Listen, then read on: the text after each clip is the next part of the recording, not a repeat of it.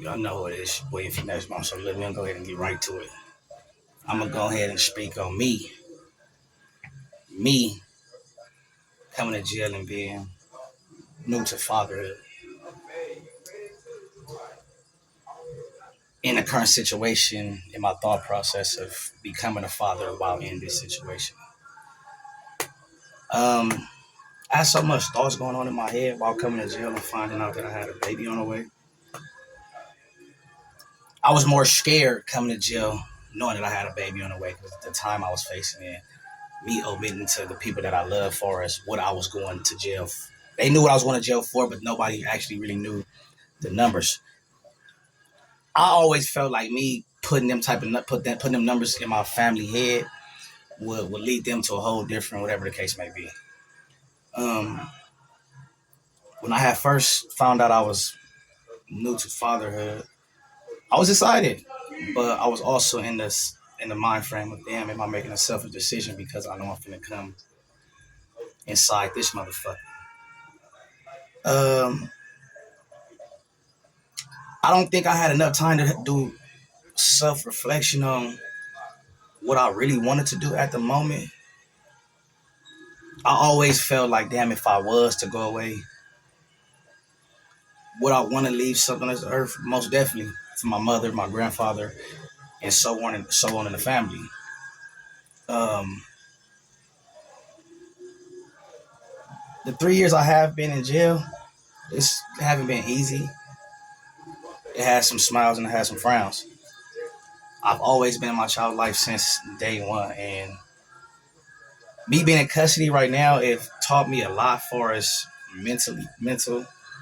I don't think I want to go back to the old me because I feel like I have a big responsibility, not just a little boy. I have a little girl that just turned 3, and I'm grateful for her, man. Like I'm gonna keep it real. Like the way I push and the way I strive is only for her. I still have selfish thinking.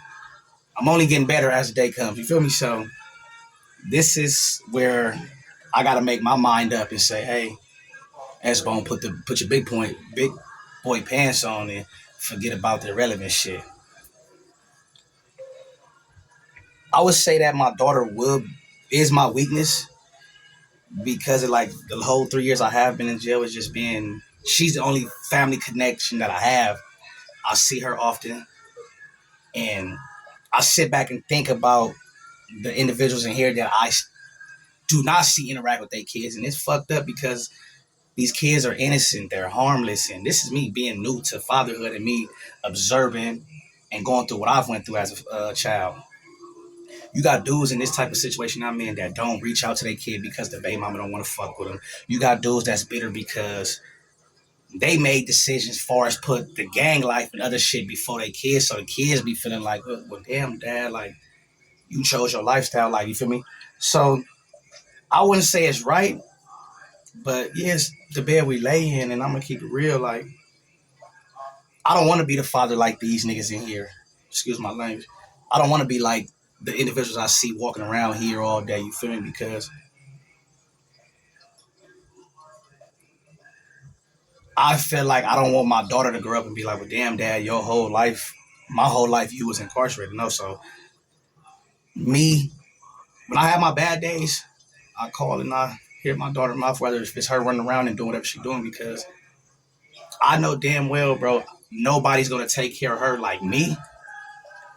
She has a good mother, so I'm saying this to say nobody's gonna take care of her like me because I have so much to prove to her that when my father was not around, I was hurting to a sense to where I went to go find the streets because after he gave me the, hey, this is what I really want you to do, and I chose my lifestyle, I chose my path. So I do give him his credit on trying to be a father.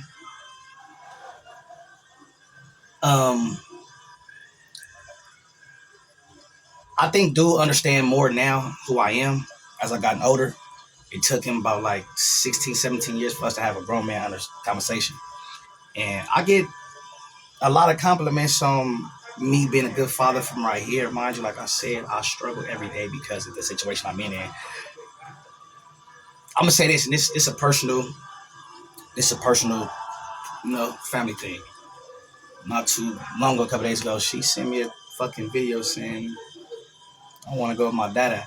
So that fucked me up, and it put me more in a situation like, damn, man, SBONE, get your shit together, man, because I don't want to keep hearing call my dada, or the case may be, because I don't want her to feel like she privileged to call me on a cellular device I don't supposed to have. You feel me? And she's too young to understand, but she understand. Because it be days where I go into that visiting room, man, and she'd make comments as far as like the door that we come in. She'd want to go back there as far as, come on, let's go home. Nah, this is not home, princess. This is where I'm visiting. I got to get my vacation time out the way. So when I do touch down there, you feel me, she gonna understand like everything that I am going to do is gonna be for her. I don't too much think that the dudes in here that don't interact with their kids, I don't think they understand how these phones are free. These energy envelopes is free for you to reach out to your children, to your loved ones. It's hard because being in this type of situation, your family will forget about you, and they will recollect on everything you did while you was there on the streets. And, hey man, you did this to yourself. You put yourself there, and you got to sit here and take accountability as being grown ass men when we live this lifestyle and we on the streets and we breaking these rules and hurting our family. We pleading and calling when we go to jail. You feel me? Just think about that and your loved ones that you hurting. And I'll just say this to say, man, I had a lot of self reflection and thinking today. Like, damn, Bone, it's time to get your shit together for that little one. And I got to, man. So for the fathers that is incarcerated around the world, man, reach out to them little ones. Figure it out. If you got a co-parent with the mother, do that shit, man. Because these kids is innocent. It's a lot of us hurting in long line families just sitting here being silent. Like, I go through certain shit with my family that nobody will never know. Long as I've been living on this earth, I've never experienced a family member with my last name pass away until 2 weeks ago. You feel me? So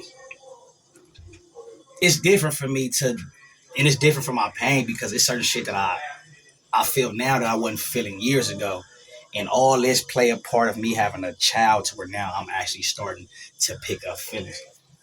My whole life, I've most definitely always been a knucklehead. Most definitely, I always bumped my own head and got up like, damn, SBONE, this is not what you really want to do. But I always told myself, I got to learn from my mistakes, and I don't give a fuck what the next person say. I'm going to bump my head, and I'm going to figure it out. When I say I fully got to figure it out, no. When I say I'm trying to figure it out, most definitely. It ain't never too late to figure it out, and that's when I sit here and said to the fathers that's in this situation like me, reach out to y'all loved ones, man. Tell them y'all love them before it's too late because you only get one. You only get one, and I'd be out there with certain dudes that I know for sure that their kids is calling other dudes daddy, and that's what I'm afraid of. You feel me? My parenting skills is decent because of me being in a situation. They will get greater when I get on the streets, most definitely. Most definitely, it get better, man. So, like I said, man, for the ones that ain't tapping in with their loved ones, man, reach out. Parenting is the best thing that's going right now, man. Take care of your family, watch your friends, and keep your enemies closer.